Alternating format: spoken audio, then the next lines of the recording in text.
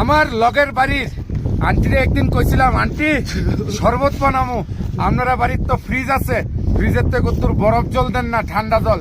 Aunty কইছে আমরা কারেন্টের বিল দিয়ে বরফ করি, তোরে কি তেমনি ডেলি ডেলি। সেদিন আমার মনে আছে না, অনেক অপমান লাগছে। সেদিন আমি কসম করছিলাম, যদি আমি কোনোদিন যদি নেক্সট শরবত খাই, তাহলে আমি বরফের মানে জায়গা তাইয়া বরফ লই এরপরে শরবত খামো, এরপরে আমি ফ্রিজ কিনা বরফ বানামো। আমি তো জানতাম না যে এই জায়গাতে নেই এরকম ঘটনা হইব।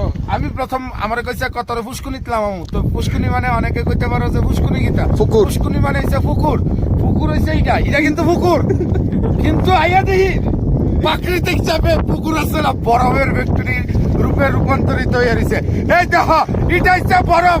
আর পাশের বাড়ির আন্টিরা কইতাম চাই, আন্টি ওই দিন আপনি আমার অপমান করছিলেন বরফ খুঁজে, আজকে আমি দেখেন বরফের জায়গা বরফ লইয়া খেলাধুলা করি। অপমানের বদলে আজকে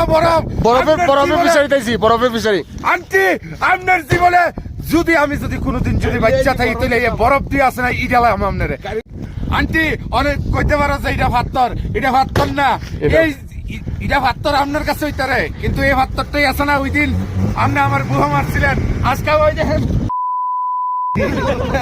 আজকে ওই দেখেন এই জায়গাটা আপনার বুক মনে করে, আপনার মন মনে করে, আপনার মুখ মনে করে।